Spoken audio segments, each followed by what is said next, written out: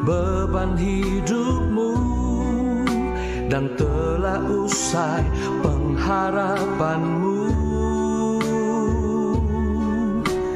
Kau berkata, habis sudah, tapi tenanglah, Tuhan masih bekerja.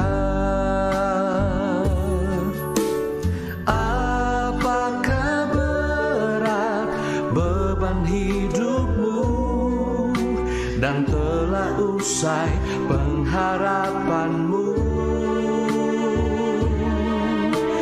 Kau berkata, habis sudah, tapi tenanglah, Tuhan masih bekerja. Di saat tiada harapan, tak terbuka jalan, yakinlah Tuhan masih bekerja. Di tengah badai menerpa, masalah melanda, percayalah Tuhan masih bekerja.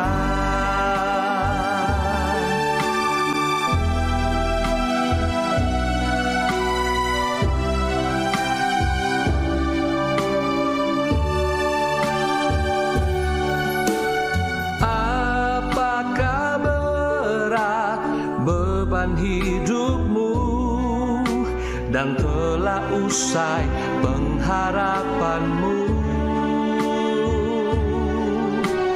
Kau berkata,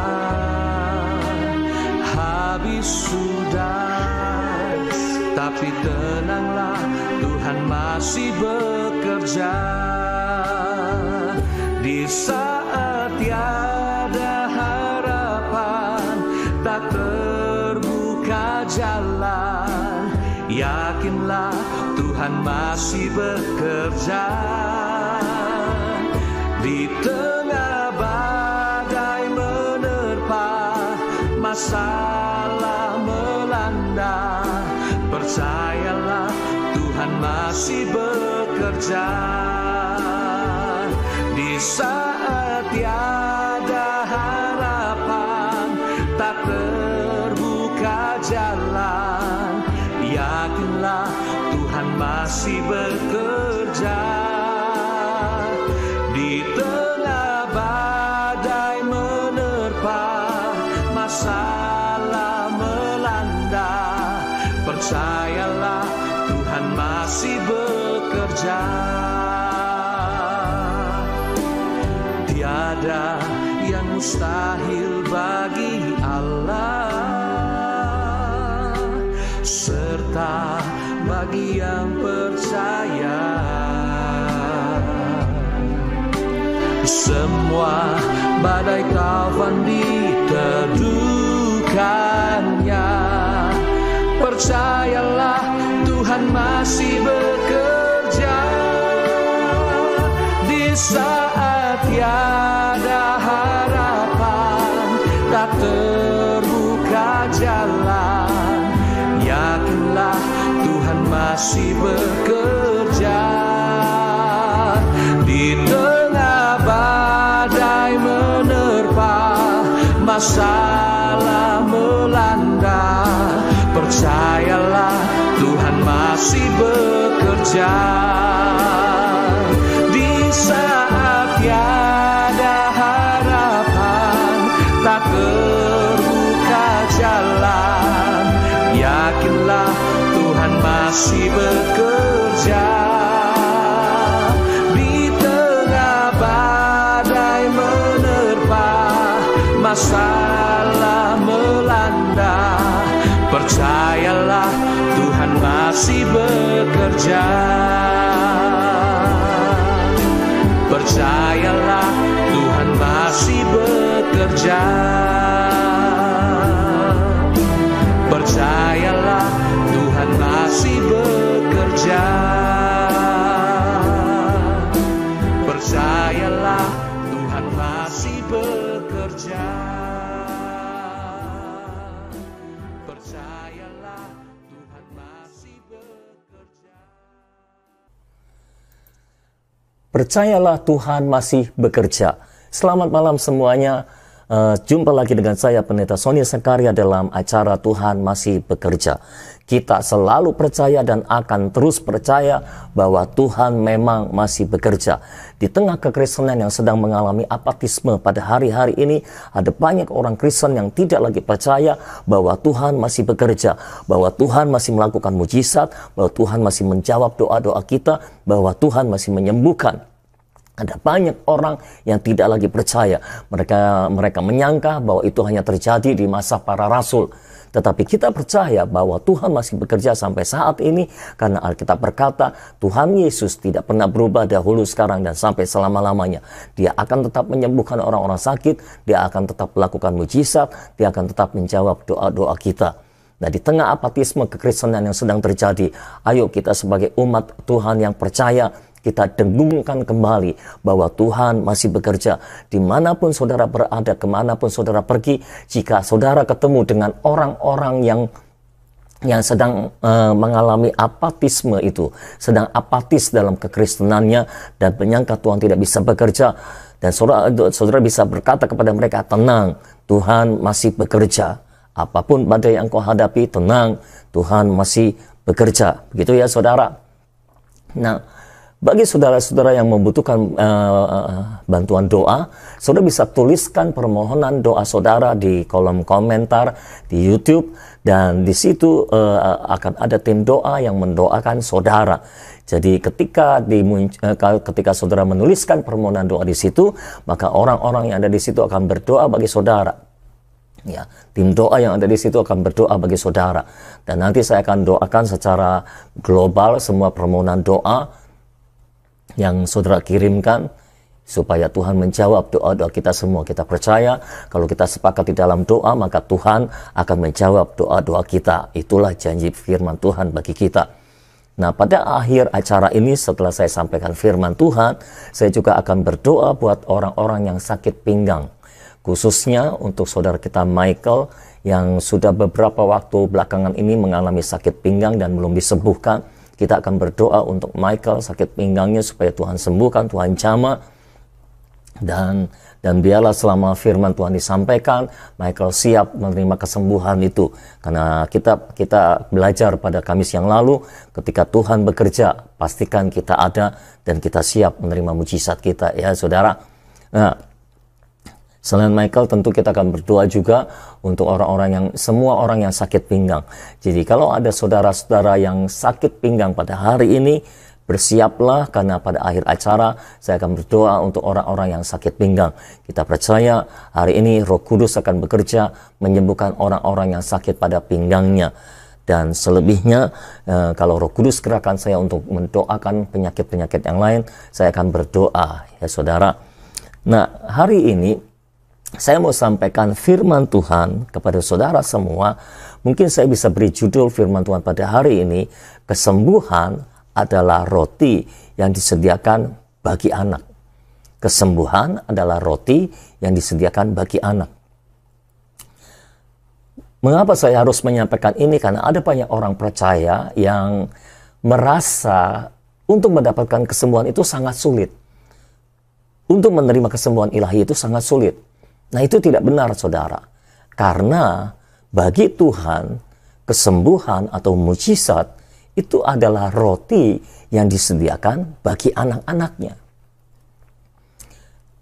Ketika Alkitab bicara tentang roti, Alkitab sedang bicara tentang kebutuhan pokok.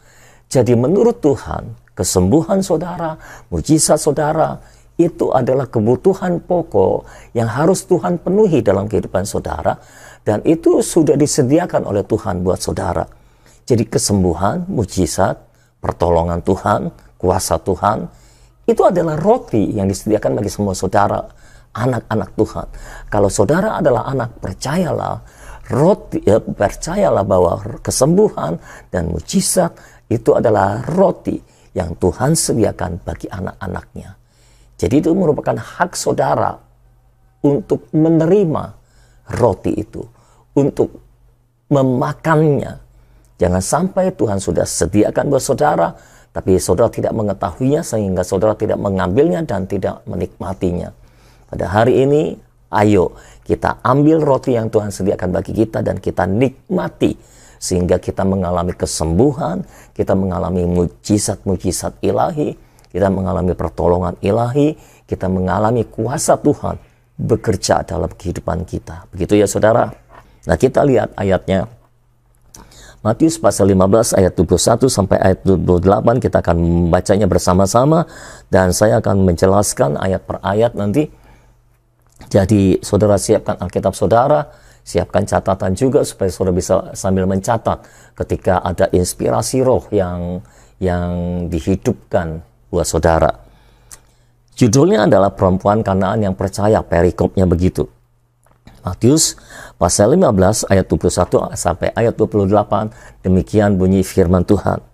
Lalu Yesus pergi dari situ dan menyingkir ke daerah Tirus dan Sidon. Maka datanglah seorang perempuan Kanaan dari daerah itu dan berseru, "Kasihanilah aku, ya Tuhan, anak Daud, karena anakku perempuan kerasukan setan dan sangat menderita." Jadi ada perempuan Kanaan, saudara, yang datang kepada Yesus, dan perempuan ini tidak termasuk dalam kategori umat Tuhan. Kalau bahasa sekarang, perempuan ini bukan anak Tuhan, bukan orang Kristen, begitulah kira-kira saudara. Dia datang dan berteriak, "Tuhan anak Daud, kasihani anakku, kasihani aku karena anakku perempuan kerasukan setan dan sangat menderita." Perhatikan responnya Yesus. Tetapi Yesus sama sekali tidak menjawabnya. Lalu murid-muridnya datang dan meminta kepadanya, "Suruhlah ia pergi." Ia mengikuti kita dengan berteriak-teriak. Jadi ketika perempuan itu datang, saudara-saudara, dan meminta supaya Yesus menyembuhkan anaknya, mengusir setan yang ada dalam tubuh anaknya, karena anaknya sangat menderita. Perhatikan, Yesus sama sekali tidak menjawabnya. Yesus sama sekali tidak menjawabnya. Nah, perhatikan baik-baik saudara. Menurut saya, bukan karena Yesus tidak mau menyembuhkan. Karena Yesus adalah pribadi yang dengan sangat mudah digerakkan oleh belas kasihan. Tergerak oleh belas kasihan. Tapi kenapa kok kali ini dia cuek terhadap orang-orang yang membutuhkan pertolongan? Dia sama sekali tidak menjawabnya. Saya percaya bukan karena dia tidak mau menjawabnya, bukan karena dia tidak mau menolongnya, saudara. Karena kalau dia memang tidak mau menolong dan menjamah kebutuhan dari perempuan ini, sejak awal Yesus mengusir perempuan ini, atau dia yang pergi, saudara-saudara. Tetapi Yesus cuma diam dan tidak menjawabnya sama sekali. Kita lanjutkan pembacaan kita. Jawab Yesus, akhirnya Yesus menjawab, "Aku diutus hanya kepada domba-domba yang hilang dari umat Israel." Rupanya inilah alasan yang ada dalam pikiran Yesus sehingga dia tidak menolong perempuan ini, saudara. Itu sebabnya dia tidak menjawabnya. Nah, saya percaya ketika perempuan ini datang dan memohon pertolongan, Yesus sudah digerakkan oleh belas kasihan dari dalam dirinya. Tetapi dia terhalang dengan satu hal, saudara-saudara. Itu sebabnya sepanjang dia diam dan tidak menjawab sama sekali, saya percaya dia sedang bergumul di dalam hatinya. Percayalah, Yesus penuh dengan belas kasihan terhadap orang-orang yang membutuhkan pertolongan.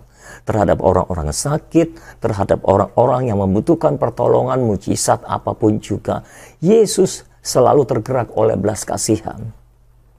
Yesus tidak punya rasa tega untuk membiarkan orang-orang yang membutuhkan dibiarkan begitu saja. Itu sebabnya saya percaya sejak awal Yesus sebetulnya mau menolongnya. Hanya dia terhalang dengan satu hal. Nah, akhirnya ketahuan apa yang ada di pikiran Yesus. Dia terhalang dengan satu hal, yaitu bahwa dia diutus hanya kepada domba-domba yang hilang dari umat Israel. Jadi Yesus terhalang oleh karena panggilannya adalah untuk orang-orang Israel, bukan untuk orang-orang yang non-Israel, saudara-saudara. Inilah yang menghalangi Yesus. Memang cara kerja pelayanan kita tidak boleh melanggar daerah teritorial atau wilayah kerja yang Tuhan sudah patok buat kita. Paulus pun berkata seperti itu. Jadi wilayah kerja Yesus sebetulnya di Israel. Dan untuk orang Israel, bukan untuk orang Kanaan. Ini yang menjadi ganjalan Yesus. Dia sebetulnya mau menolong, tapi dia tidak bisa karena dia terhalang oleh wilayah yang dipatok oleh Bapa untuk dia, yaitu di daerah Israel dan untuk orang Israel. Sedangkan sekarang dia berada di agak pinggiran, agak perbatasan begitu, saudara-saudara. Dan dia bertemu dengan orang perempuan Kanaan yang membutuhkan. Itu sebabnya awalnya dia diam, tapi perempuan itu terus berteriak, minta tolong. Yesus sudah tergerak oleh belas kasihan sebetulnya. Akhirnya dia menjelaskan duduk perkaranya. Dia bukannya tidak mau menolong, kira-kira begitu yang Yesus mau sampaikan. Aku sebetulnya mau menolong, cuma aku terhalang karena aku diutus hanya kepada domba-domba yang hilang dari umat Israel. Sedangkan engkau bukanlah umat Tuhan yang harus aku layani. Karena penetapan wilayah teritorial pelayananku adalah seperti itu. Itulah yang Yesus jawab, saudara-saudara. Tapi perhatikan respon perempuan itu. Tetapi perempuan itu mendekat dan menyembah dia sambil berkata, Tuhan, tolonglah aku. Perempuan ini sudah diberikan penjelasan, Ibu, bukannya aku tidak mau menolong, tapi aku tidak bisa menolongmu karena itu melanggar kode etik pelayanan, melanggar wilayah teritorial pelayanan yang disediakan bagiku. Tapi herannya saudara, perempuan ini bukannya pergi, malah mendekat. Biasanya kalau orang-orang dijawab seperti itu, langsung menjauh. Tapi perempuan ini malah lebih dekat lagi, malah lebih mendekat lagi. Malah menyembah lagi, malah menyembah Yesus. Sambil berkata, Tuhan tolonglah aku.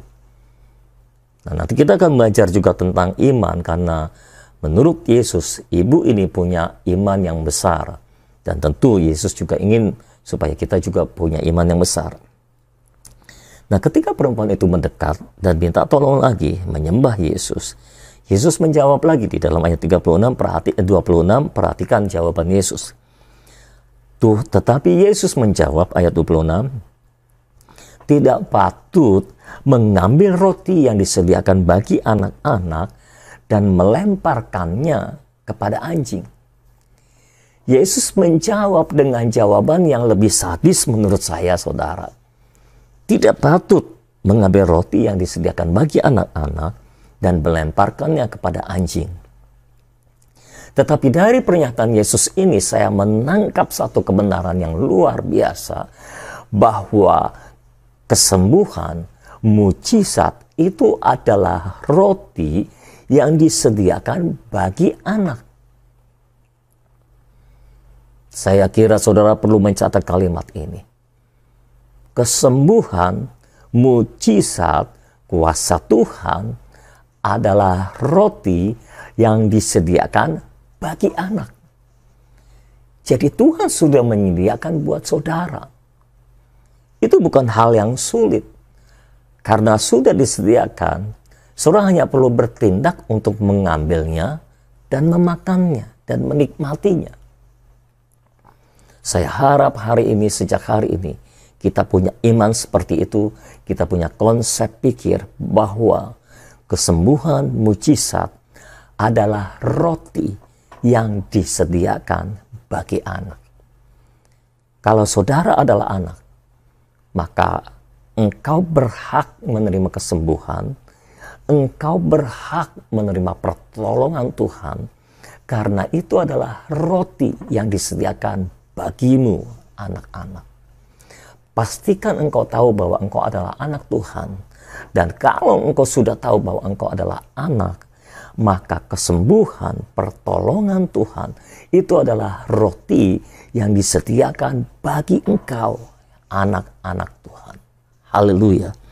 Saya berdoa supaya ini menjadi pewahyuan buat saudara semua. Ini benar-benar masuk dalam alam bawah sadar saudara, sehingga itulah yang tersetting. Karena selama ini pikiran kita tersetting bahwa untuk menerima kesembuhan ilahi itu adalah hal yang sulit. Tidak semua orang bisa mengalami kesembuhan ilahi. Butuh urapan khusus dan sebagainya dan sebagainya. Butuh waktu khusus dan sebagainya dan sebagainya. Percayalah saudara, kesembuhan adalah roti yang sudah disediakan bagi anak. Nah, masalah dari perempuan Kanaan ini adalah dia bukan pada posisi anak. Itu sebabnya dia tidak mendapatkan roti. Roti tidak disediakan buat dia.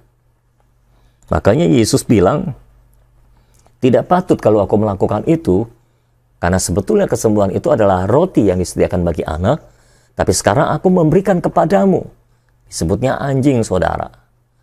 Karena bukan anak, jadi anjing gitu kira-kira, saudara. Nah, ini sebetulnya bukan menunjukkan kekasaran, tapi itu ungkapan yang biasa dipakai di sana. Yang bukan orang Yahudi disebut kafir atau seringkali disebut anjing gitu, saudara. Jadi, Yesus berkata tidak patut mengambil roti yang disediakan bagi anak-anak dan melemparkannya kepada anjing. Tapi kalau saudara anak, itu adalah roti yang disediakan bagimu. Lalu gimana, Pak? Apakah orang-orang yang bukan anak, orang-orang yang non-Kristen, belum percaya Yesus, apakah mereka bisa disembuhkan? Bisa. Seperti perempuan ini pada akhir cerita, dia menerima apa yang dia minta, dia menerima apa yang dia doakan. Tapi butuh iman yang lebih besar, butuh daya juang yang lebih tinggi. Tapi kalau saudara anak, untuk saudara bisa disembuhkan, nggak butuh iman yang terlalu besar. Karena itu adalah roti yang disediakan Tuhan bagi saudara anak-anaknya. Jadi itu hak saudara, saudara patut menerimanya. Kalau yang menerima yang bukan orang yang bukan anak, itu tidak patut. Tapi kalau saudara adalah anak, saudara patut menerimanya. Saya berdoa Roh Kudus mewahyukan perkara ini kepada saudara, sehingga sejak hari ini engkau dengan mudah mengalami kesembuhan ilahi, menerima kesembuhan ilahi. Di dalam nama Yesus, semua anak-anak Allah yang sedang mengalami sakit penyakit, aku berdoa di dalam nama Yesus engkau menerima pewahyuan ini, engkau menerima roti yang disediakan bagi anak-anak hari ini juga, sehingga engkau disembuhkan. Bukan hal yang sulit untuk engkau mengalami kesembuhan. Karena itu roti sudah disediakan bagi saudara untuk dimakan. Engkau yang sakit pada bagian perutmu, engkau yang sakit pada bagian matamu, engkau yang sakit pada bagian pinggangmu, dimanapun penyakitmu, engkau yang sakit kanker, yang sakit tumor, kesembuhan, mujizat adalah roti yang disediakan bagimu. Ambil itu. Jadi semua saudara yang sedang menyaksikan tayangan ini dan engkau tahu bahwa engkau adalah anak Allah, ambil roti itu sekarang. Engkau sedang mengalami sakit penyakit, engkau sudah mengalami sakit penyakit beberapa waktu lamanya, tidak sembuh-sembuh, hari ini ambil roti yang disediakan Tuhan bagimu. Ambil, makan, nikmati kesembuhanmu. Nikmati, alami kesembuhanmu, karena itu adalah roti yang Tuhan sediakan bagimu. Haleluya. Saya berdoa supaya semua orang percaya, memahami kebenaran ini dan mengalaminya di dalam nama Yesus. Kita lanjutkan, saudara. Perempuan ini ketika mendengar jawaban Yesus itu, dia tidak pergi juga, saudara. Dia malah berkata, ayat yang ke-27, kata perempuan itu, "Benar Tuhan, namun anjing itu makan remah-remah yang jatuh dari meja tuannya." Haleluya. Perempuan ini punya jawaban, saudara. Dia berkata, "Iya benar Tuhan, aku paham bahwa kesembuhan atau pertolongan Tuhan, aku tidak patut menerimanya karena itu roti yang disediakan bagi anak. Karena aku bukan anak Tuhan. Tapi anjing juga bisa makan remah-remah yang jatuh dari meja anaknya." Dengan kata lain, saudara, perempuan ini memang memiliki iman yang sangat besar. Dalam pikirannya, dia sangat percaya bahwa Yesus memiliki kuasa yang sangat-sangat dahsyat. Kalau memang dia tidak bisa mendapatkan roti yang utuh, dia percaya remah-remah kuasa Tuhan pun bisa menyembuhkan anaknya. Bisa mengusir setan dalam tubuh anaknya. Remah-remah kuasa Tuhan yang kecil sekalipun bisa menolong dia dari pergumulannya. Ini iman yang besar, saudara. Karena ada banyak anak Tuhan, dikasih roti saja masih tidak percaya bahwa dia bisa disembuhkan. Padahal kuasa Tuhan yang diberikan kepada anak-anak itu utuh diberikannya. Tapi anak-anak Tuhan masih tidak percaya bahwa roti itu bisa mengenyangkan dia, bahwa roti itu bisa menyembuhkan segala sakit penyakitnya, bahwa kuasa Tuhan yang utuh itu bisa menolong dia dari semua pergumulannya. Tapi perempuan ini percaya, jangan kata kuasa yang utuh, sisa-sisa kuasa Tuhan atau remah-remah kuasa Tuhan pun, kalau aku mengambilnya, aku memakannya, maka anakku akan sembuh. Maka semua pergumulanku akan usai. Haleluya. Ini benar-benar iman yang luar biasa, saudara. Haleluya. Seringkali kita baru mau percaya kalau kita melihat, wah, kuasanya dahsyat banget, saudara-saudara. Kita tidak sadar bahwa Tuhan selalu memberikan roti buat anak-anaknya. Tuhan selalu memberikan kuasa yang utuh buat anak-anaknya, yaitu roti yang cukup buat anak-anaknya. Nah, kalau perempuan ini yang bukan anak Tuhan saja percaya bahwa sisa-sisa kuasa Tuhan, remah-remah kuasa Tuhan bisa menyembuhkan dia, masakan saudara yang menerima kuasa Tuhan yang utuh tidak percaya bahwa kuasa Tuhan bisa menyembuhkan saudara? Itu masalah saudara. Ayo kita belajar dari perempuan yang tidak percaya ini. Ayo kita belajar dari perempuan yang bukan anak Tuhan ini. Ayo kita belajar dari perempuan yang bukan umat Tuhan ini. Kadang-kadang kita perlu belajar. Berkali-kali Yesus memuji iman. Justru bukan dari umat Tuhan. Justru yang memiliki iman yang besar adalah orang-orang yang bukan anak. Dan itu sebabnya kita perlu belajar dari orang-orang yang bukan anak, tapi memiliki iman yang besar, sehingga mereka menerima pertolongan. Bisakah saudara bayangkan, ada banyak anak-anak yang menerima roti kuasa Tuhan, tidak mengalami kesembuhan, karena mereka tidak percaya. Tapi orang yang bukan anak, justru mengalami kesembuhan, padahal yang sampai kepada mereka cuma remah-remah dari kuasa Tuhan.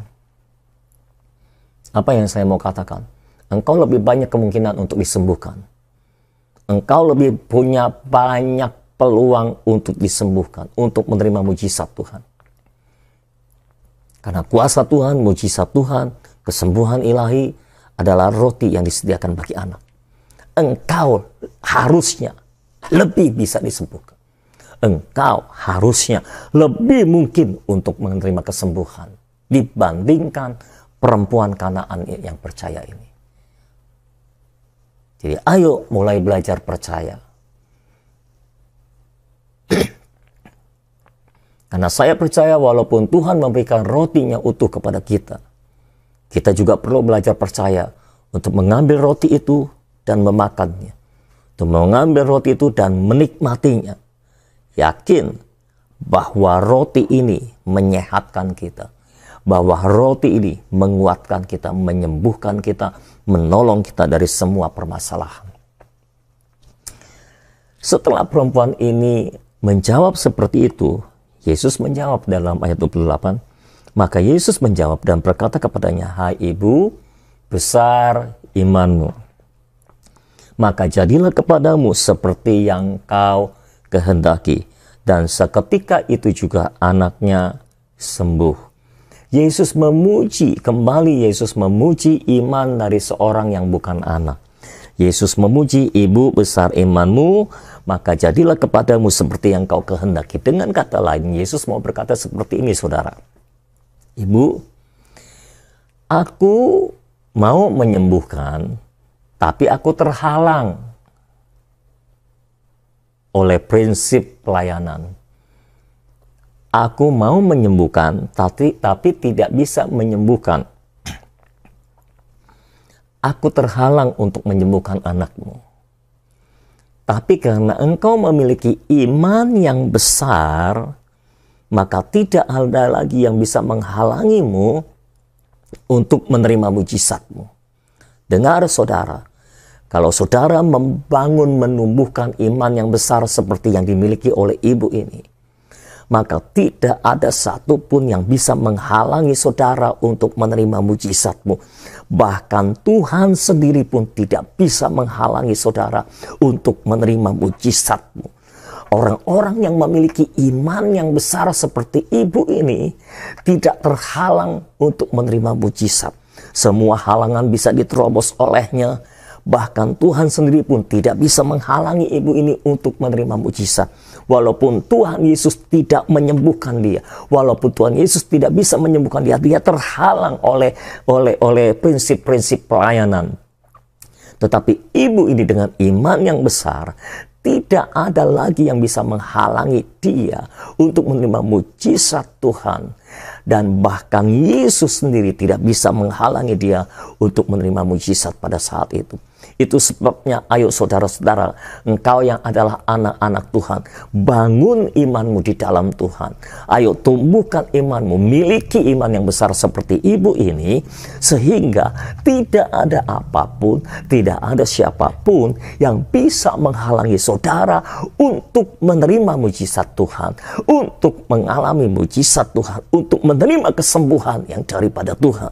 Oh, engkau penuh dengan kepercayaan bahwa Tuhan akan menyembuhkan saudara dengan total, dengan sempurna. Haleluya. Dan ini yang saya belajar dari firman Tuhan, dari Alkitab saudara. Seringkali orang-orang yang beriman besar justru menginspirasi Yesus.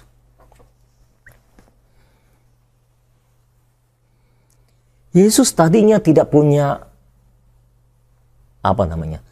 tidak punya pikiran bahwa dia bisa menyembuhkan perempuan ini. Dia terhalang oleh prinsip pelayanan, oleh prinsip panggilannya, bahwa dia terpanggil hanya untuk orang-orang Israel, di wilayah Israel. Konsep Yesus selama ini adalah kesembuhan, mujizat, adalah roti yang seharusnya diberikan kepada anak, bukan kepada orang asing. Tapi perempuan ini memiliki ide yang brilian, yang berasal dari iman yang besar. Dia berkata, Tuhan, memang benar, dia tidak mempersalahkan Tuhan. Dia bilang memang benar, kesembuhan itu roti untuk anak yang patutnya diberikan kepada anak. Tapi kan anak kalau makan bisa ada remah-remah yang jatuh. Kalau saudara makan roti pasti ada remah-remah yang jatuh. Tidak mungkin tidak ada. Tapi remah-remahnya kan cuma kecil-kecil ya saudara. Cuma serbuk-serbuk begitu. Nah, saudara pernah makan roti kan?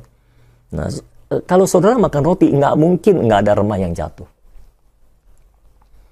Pasti ada remah yang jatuh. Karena ketika saudara gigit, remah-remahnya itu bisa berjatuhan. Nah, remah-remahnya kecil, saudara. Tapi remah-remah itu juga bisa dimakan oleh anjing. Jadi perempuan menginspirasi Yesus. Saya membayangkan ketika Yesus mendengar perkataan perempuan ini. Benar Tuhan, itu seharusnya diberikan kepada anak karena itu roti. Tapi anak kalau makan roti kan bisa ada remah-remah yang jatuh. Dan aku makan remah-remah itu nggak apa-apa. Tuhan nggak kasih saya roti nggak apa-apa. Tuhan kasih remah-remahnya aja. Artinya Tuhan sebetulnya nggak kasih saya roti. Saya cuma mau ambil remah-remah yang jatuh di lantai. Bagiku itu cukup untuk menyembuhkan. Saya percaya Yesus terbengong-bengong pada waktu itu. Dan Yesus mungkin dalam hatinya berkata, benar juga ya. Selama ini nggak kepikir. Baru terpikir sekarang. Selama ini aku terhalang karena aku pikir itu roti yang sepatutnya diberikan kepada anak. Ibu ini punya ide lain. Ibu ini punya ide. Oke, aku nggak dapat roti, tapi remah-remahnya boleh. Benar juga ya. Remah-remah juga bisa menyembuhkan. Beberapa kali orang yang punya iman besar menginspirasi Yesus.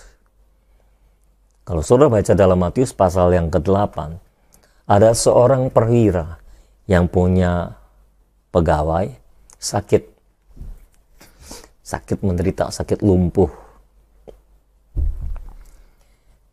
Tapi perwira itu berkata, jangan Tuan, jangan datang. Aku nggak layak menerima Tuan di rumahku. Cukup katakan sepatah kata, maka aku percaya hambaku akan sembuh. Yesus bengong lagi mendengar pernyataan iman yang luar biasa ini. Kalau saudara baca kisah-kisah sebelumnya, Yesus nggak pernah menyembuhkan orang dengan mengucapkan sepatah kata. Yesus menyembuhkan orang buta dengan menjamah, menumpangkan tangan. Waktu perwira ini berkata, makanya waktu diminta untuk menyembuhkan pegawainya, Yesus mau datang ke rumahnya menjamah pegawai itu. Tapi perwira ini berkata, Tuhan, aku nggak layak menerima Tuhan di rumahku. Cukup katakan sepatah kata, maka hambaku itu akan sembuh. Aku percaya Tuhan, nggak usah dijamah, nggak usah banyak ribet. Tuhan cukup mengucapkan sepatah kata, maka aku percaya hambaku itu akan sembuh. Yesus bengong lagi, saudara. Wah, besar imanmu. Aku nggak pernah menjumpai iman sebesar ini. Biasanya kalau aku menyembuhkan orang sakit, orangnya maunya dijamah. Nggak pernah ada yang bilang, cukup ucapkan sepatah kata, maka hambaku akan sembuh, maka aku akan sembuh, maka kuasa Tuhan akan bekerja. Nggak pernah. Makanya Yesus bilang, aku nggak pernah jumpai iman sebesar ini di antara orang Israel, di antara umat Tuhan, di antara anak-anak Allah. Yesus bengong dan sangat terinspirasi. Lalu Yesus berkata, oke, kalau gitu jadilah seperti imanmu, jadilah seperti perkataanmu. Bahkan Yesus tidak mengucapkan kata-kata yang berhubungan dengan kesembuhan. Yesus cuma mengucapkan, oke, jadilah seperti yang engkau katakan, jadilah seperti perkataan. Dan kalau saudara baca dalam pasal 8, Matius pasal 8, pasal yang sama, dalam ayat-ayat berikutnya, di situ diceritakan Yesus menyembuhkan orang. Yesus menyembuhkan ibu mertua Petrus dengan menjamah ibu mertua Petrus itu, tapi dia menyembuhkan banyak orang sakit, banyak orang kerasukan setan dengan hanya mengucapkan sepatah kata.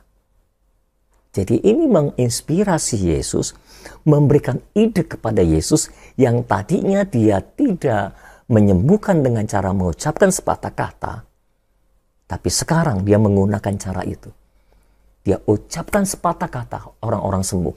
Dia ucapkan sepatah kata, orang-orang yang dirasuk setan keluar setannya. Yesus mulai menyembuhkan bukan hanya dengan menjamah orang, tapi dengan mengucapkan sepatah kata. Luar biasa. Orang-orang yang punya iman besar itu menginspirasi Yesus. Kalau saudara punya iman yang besar, saudara itu malah menginspirasi Yesus. Saudara malah memberikan ide baru buat Yesus. Dalam Markus pasal yang kelima, kalau saudara perhatikan, ada kisah tentang perempuan yang sakit pendarahan, sudah 12 tahun. Dan dia ingin disembuhkan. Tapi dia tidak ketemu jalan untuk menjumpai Yesus dan minta dijamah oleh Yesus. Tidak ada kesempatannya karena orang banyak mengerumuni Yesus sedangkan dia dalam keadaan lemah. Apa yang dia lakukan? Dia menjamah ujung jubah Yesus dan dia disembuhkan. Yesus merasa ada kuasa yang keluar dari tubuhnya. Siapa yang menjamah aku? Ada yang menjamah aku ini. Ini jamahan yang berbeda nih. Lalu akhirnya singkat cerita perempuan itu mengaku, Tuhan, aku yang menjamah engkau. Maafkan aku. Tapi Tuhan berkata, oh bukan, engkau tidak salah. Tapi ini luar biasa. Pergilah, engkau selamat, imanmu yang menyelamatkan engkau. Imanmu yang menyelamatkan engkau. Ini menginspirasi Yesus karena perempuan itu punya iman yang besar. Nggak perlu ditumpang tangan, bahkan nggak perlu diucapkan sepatah kata, hanya menjamah ujung jubah Yesus, dia disembuhkan. Dan saudara tahu, kalau saudara baca dalam pasal 6, kalau nggak salah di Markus pasal 6, pasal selanjutnya, mulai terjadi hal yang sama. Ketika Yesus datang ke satu tempat, Yesus mengizinkan orang hanya menjamah ujung jubahnya, dan orang-orang disembuhkan. Memberikan ide kepada Yesus, memberikan inspirasi kepada Yesus, menyembuhkan dengan cara yang baru. Haleluya.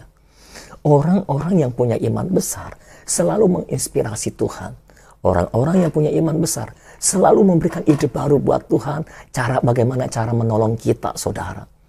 Nah, saya percaya pada hari ini, saya berdoa supaya setiap saudara memiliki iman yang besar seperti perempuan ini. Ayo belajar memiliki iman yang besar seperti perempuan ini, saudara. Karena saya percaya, kalau saudara memiliki iman yang besar, saudara memberikan ide baru kepada Yesus. Saudara memberikan inspirasi baru kepada Tuhan untuk menolong kita dengan cara-cara yang baru. Haleluya. Tadinya Yesus nggak pernah mengalami, Yesus nggak pernah punya cara menyembuhkan orang dengan menjamah ujung jubahnya. Tapi sekarang, Yesus hanya mengizinkan orang-orang menjamah ujung jubahnya dan orang-orang disembuhkan begitu saja. Haleluya. Ayo, kita yang anak harusnya punya iman yang lebih besar daripada yang bukan anak. Betul, saudara? Kita ini anak Tuhan, seharusnya lebih percaya kepada Tuhan dibandingkan orang yang bukan anak. Karena itu pada hari ini, ayo kita percaya. Ayo kita tingkatkan iman kita. Kita tingkatkan iman kita. Belajar dari perempuan Kanaan yang percaya ini. Belajar dari perempuan yang sakit pendarahan. Belajar dari perwira Roma itu yang punya iman besar. Orang yang punya iman besar selalu memiliki cara baru untuk menjamah, untuk membuat kuasa Tuhan mengalir dalam hidupnya. Saya berdoa sejak hari ini, Roh Kudus menjamah kehidupan saudara, menumbuhkan iman yang besar, dan menginspirasi saudara, sehingga saudara memiliki ide-ide baru untuk menjamah kuasa Tuhan, sehingga kuasa Tuhan mengalir dalam kehidupan saudara. Saudara memiliki ide-ide baru untuk menjamah kuasa Tuhan. Engkau tidak mengandalkan cara-cara yang lama untuk menerima kuasa Tuhan. Engkau mulai punya ide-ide baru untuk menerima kuasa Tuhan. Mungkin secara singkat saya memberitahu kepada saudara apakah iman yang besar itu. Belajar dari perempuan Kanaan ini, saya menyimpulkan 5 hal tentang iman yang besar. Iman yang besar itu, dengan cepat saya ucapkan dan saudara mencatatnya ya. Kalau kehilangan jejak untuk mencatatnya, saudara bisa catat nanti waktu di-upload rekamannya. Iman yang besar itu, yang pertama, iman yang besar itu adalah iman yang tetap berharap. Sekalipun tidak ada dasar untuk berharap, perempuan itu tetap berharap. Itulah iman yang besar. Iman yang besar tidak pernah kehilangan pengharapan.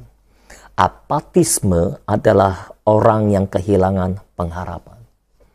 Orang yang tidak lagi mengharapkan kesembuhan bagi tubuh, bagi sakitnya, itu adalah orang yang telah kehilangan pengharapan. Tapi kalau engkau punya iman yang besar, engkau tidak akan kehilangan pengharapan. Sekalipun tidak ada dasar untuk berharap. Oh Tuhan, dokter sudah bilang waktuku telah habis. Dokter sudah bilang nggak bisa disembuhkan penyakitku. Dokter sudah bilang begini, dokter sudah bilang begitu. Semua sudah dicek dan semuanya menunjukkan hal yang sama. Sudah pergi ke beberapa dokter, sudah menunjukkan yang sama. Ini penyakit tidak bisa disembuhkan. Tapi engkau tidak bergantung kepada perkataan dokter. Engkau tetap berharap sekalipun tidak ada dasar untuk berharap. Jangan kata dokter, perempuan ini sudah ditolak oleh Tuhan. Perempuan ini sudah dikatakan oleh Tuhan, perempuan, ibu, maaf, aku tidak bisa menjamah hidupmu, aku tidak bisa menyembuhkan engkau karena engkau bukan anak. Bahkan Tuhan yang berkata tidak bisa disembuhkan, tidak bisa dijamah. Ibu ini tetap bisa dijamah oleh Tuhan.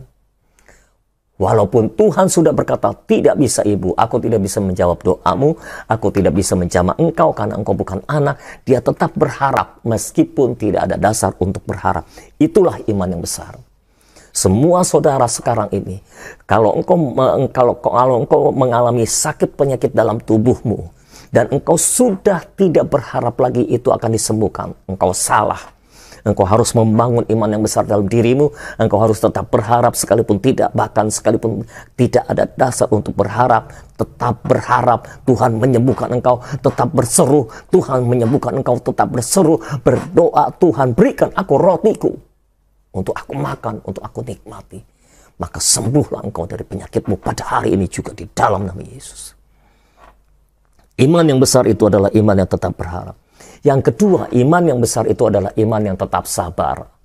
Walaupun belum ada jawaban, iman akan tetap sabar. Iman yang besar itu akan tetap sabar. Iman yang besar itu sekali berdoa tidak ada jawaban, dia tidak pergi saudara. Tapi dia datang lagi, berdoa lagi. Dia datang lagi, berdoa lagi. Sekalipun ditolak, dia datang lagi. Diusir-usir, dia malah makin mendekat. Dia malah menyembah. Dibilang bukan anak, dia malah makin mendekat. Dia malah makin menyembah. Itu iman yang besar. Dia tetap sabar menghadapi penolakan-penolakan bahkan dari Tuhan sendiri. Tuhan yang menolak dia tetap sabar. Dia percaya betul pada kasih Tuhan. Dia percaya betul bahwa Tuhan ingin orang-orang diselamatkan. Bahwa Tuhan ingin orang-orang disembuhkan. Engkau yang sakit dan engkau adalah anak, percayalah. Tuhan lebih ingin menyembuhkan saudara daripada engkau ingin disembuhkan. Dia bapakmu. Tidak ada bapak yang mau anaknya sakit. Semua bapak mau supaya anaknya sehat. Dan dia bapakmu yang baik. Dia pasti menginginkan engkau sehat. Tidak ada satupun penyakit yang dia inginkan terjadi dalam hidupmu. Itu sebabnya hari ini bangkit. Engkau hanya perlu bersabar, menantikan kesembuhanmu, dan terus berseru kepada Tuhan untuk kesembuhanmu, maka engkau pasti disembuhkan. Percayalah dan tetaplah sabar. Perempuan ini sudah dijawab tidak. Doanya dijawab dengan tidak. Yang kedua bahkan jawabannya tidak. Dijawab tapi jawabannya tidak. Yang pertama tidak dijawab. Yang kedua jawabannya tidak. Yang ketiga jawabannya malah tidak sama sekali. Tidak patut memberikan roti yang seharusnya diberikan kepada anak, diberikan kepada anjing. Ini jawaban yang tidak banget, saudara. Tapi walaupun tidak dijawab, walaupun dijawab tidak banget, dia tetap mendekat, dia tetap menyembah Tuhan. Dan pada akhirnya dia disembuhkan.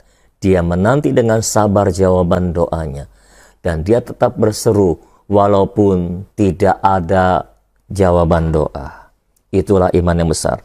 Yang ketiga, iman yang besar tetap rendah hati. Sekalipun rasanya mengecewakan, iman yang besar akan tetap rendah hati. Perhatikan baik-baik saudara, ketika saudara datang menghadap Tuhan, pastikan kau datang dengan kerendahan hati. Perwira Roma dalam Matius pasal 8 yang tadi saya ceritakan, dia datang kepada Tuhan dengan rendah hati. Tuhan mau datang ke rumahnya, dia berkata, Tuhan, aku tidak layak menerima Tuhan di dalam rumahku. Dia merendahkan diri serendah-rendahnya di hadapan Tuhan, sehingga dia berkata, aku tidak layak menerima Tuhan dalam rumahku. Ucapkan saja sepatah kata, maka hambaku akan sembuh. Perempuan Kanaan ini juga dengan rendah hati mendatangi Yesus. Tidak dijawab, dia tetap dengan rendah hati datang. Dijawab, tidak, panggilanku bukan untukmu. Dia tetap dengan rendah hati, terus datang kepada Tuhan. Dijawab, tidak patut memberikan roti yang seharusnya diberikan kepada anak, lalu diberikan kepada anjing. Jawaban-jawabannya mengecewakan. Kalau hari ini saudara datang kepada Yesus dan dijawab seperti itu, atau jangan Yesus lah, saudara datang kepada saya, seorang hamba Tuhan, lalu saya jawab, tidak patut memberikan roti yang seharusnya diberikan kepada anak, lalu diberikan kepada anjing. Saya yakin saudara sudah lari dari saya, lalu mengumpat-ngumpat saya dan berkata, apaan tuh hamba Tuhan modelnya kayak gitu? Hamba Tuhan macam apa tuh? Katanya kasih, katanya kasih, katanya kasih. Tapi perempuan ini tetap dengan rendah hati datang kepada Tuhan.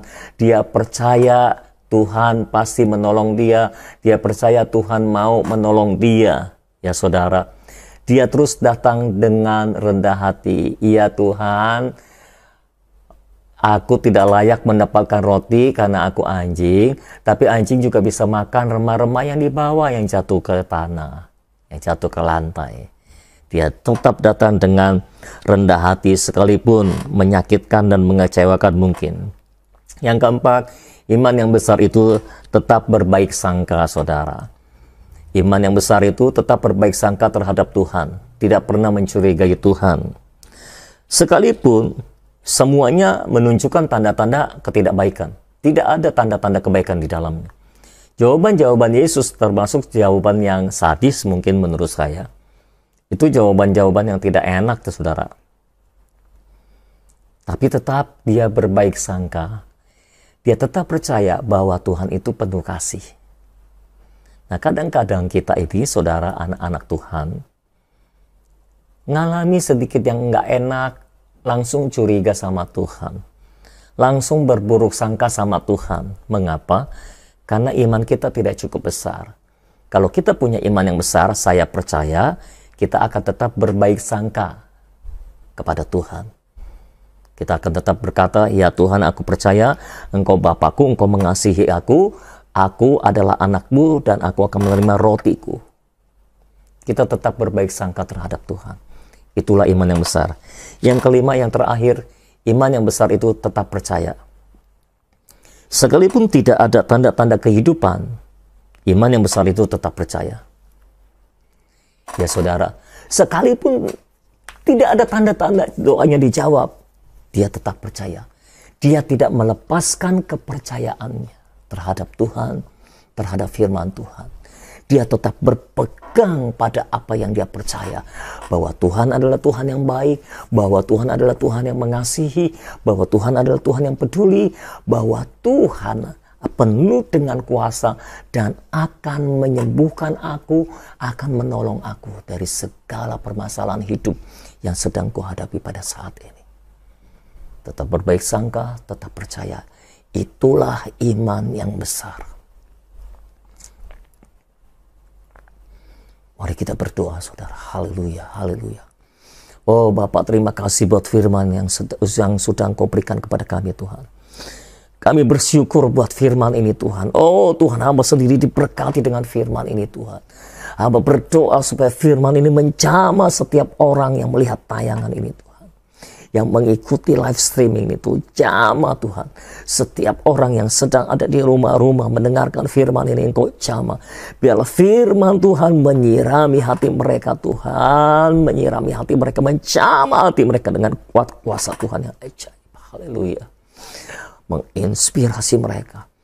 Oh, roh hikmat dan pewahyuan-Mu tercurah di tengah-tengah kami, Tuhan. Menjamah setiap kehidupan kami. Menjamah setiap kehidupan kami. Bangkitkan kami menjadi anak-anak Tuhan yang punya iman yang besar, Tuhan. Kami belajar dari ibu ini yang bukan anak Tuhan, yang memiliki iman yang besar, Tuhan. Kami mau memiliki iman yang besar ini, Tuhan. Berikan kami iman yang besar ini, Tuhan. Di dalam nama Yesus, Tuhan, tolong. Haleluya. Tuhan bekerja dalam kehidupan kami, Tuhan. Tuhan bekerja dalam kehidupan kami. Bapak, hamba berdoa Engkau menjamah, Engkau memberkati setiap orang yang telah mendengarkan firman Tuhan. Biarlah firman menjamah hidup mereka, mengubahkan hidup mereka, mengubahkan hati mereka.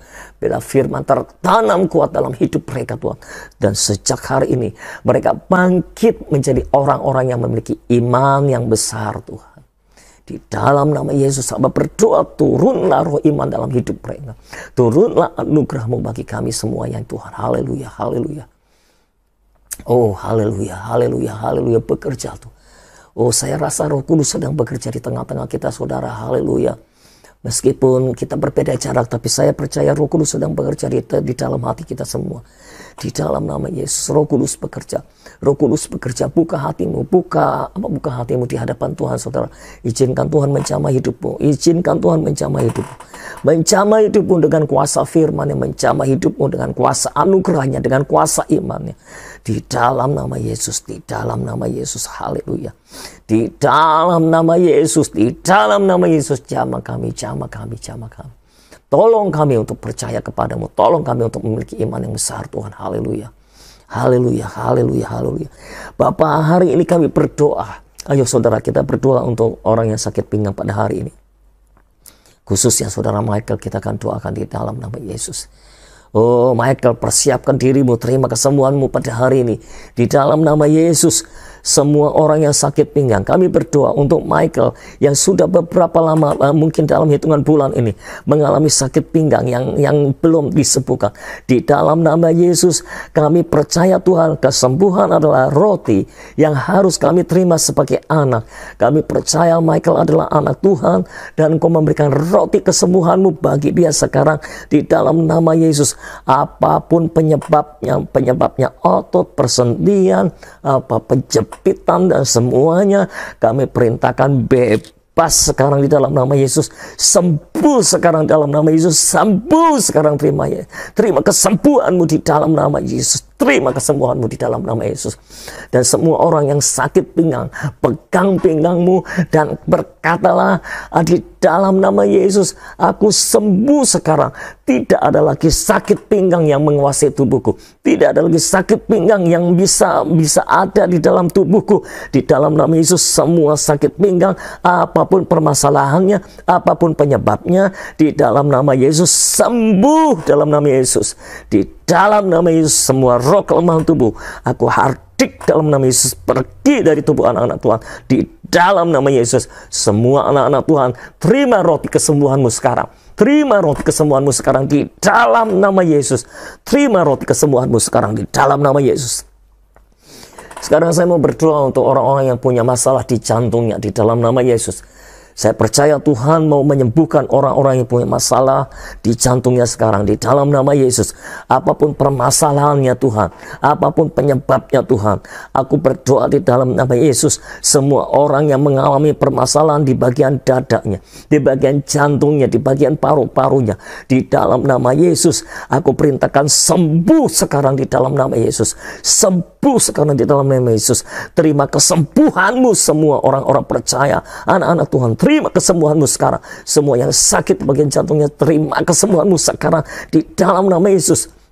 Orang-orang yang beberapa hari ini mengalami ketakutan, sakit di jantungnya, karena ada mengalami sakit di bagian dadanya, di dalam nama Yesus hilang ketakutan itu, hilang sakitnya di dalam nama Yesus. Tidak adalah sakit lagi, tidak ada sakit lagi sekarang. Di dalam nama Yesus aku perintahkan pergi di dalam nama Yesus. Haleluya. Sekarang saya mau berdoa untuk orang-orang yang sakit tiroid. Di dalam nama Yesus, hai setan tiroid, aku perintahkan kau pergi dari tubuh umat Tuhan. Di dalam nama Yesus, hai setan tiroid, aku perintahkan kau pergi dari tubuh anak-anak Tuhan. Dari tubuh anak-anak Tuhan, aku berikan roti kesembuhan bagi anak-anak Tuhan sekarang di dalam nama Yesus. Karena Tuhan telah memberikan roti kesembuhan itu bagi anak-anak Tuhan sekarang. Di dalam nama Yesus, semua setan-setan tiroid aku perintahkan pergi di dalam nama Yesus. Pergi di dalam nama Yesus, hilang lenyap total di dalam nama Yesus.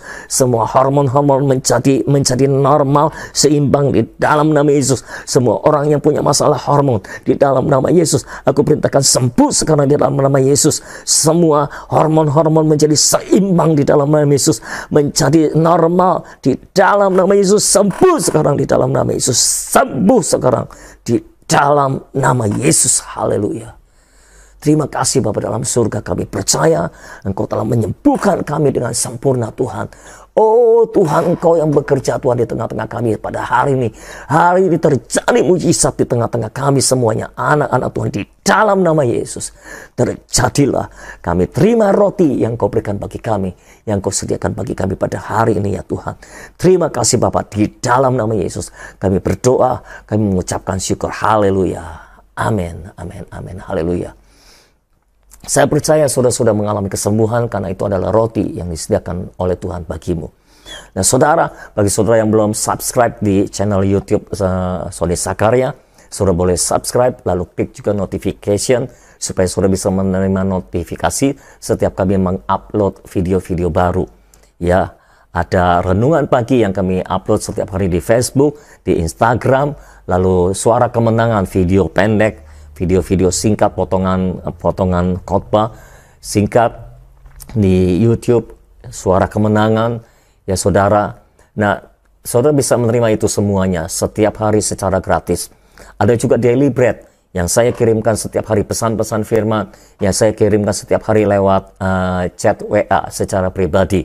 Kalau saudara mau daftarkan pada hotline chat, saudara bilang saja mau daftar Daily Bread. Nanti akan dikirimkan format pendaftarannya, lalu saudara chat balik dengan format pendaftaran yang benar. Ya saudara, dan setiap Kamis jangan lupa acara Tuhan Masih Bekerja. Kita akan terus berlangsung dan kita percaya mujizat demi mujizat Tuhan akan terjadi di tengah-tengah kita semua. Karena saya percaya Tuhan masih bekerja dan saudara juga percaya Tuhan masih bekerja. Haleluya. Hari ini cukup. Selamat malam semuanya. God bless you. God loves you. Thank you. Percayalah Tuhan masih bekerja.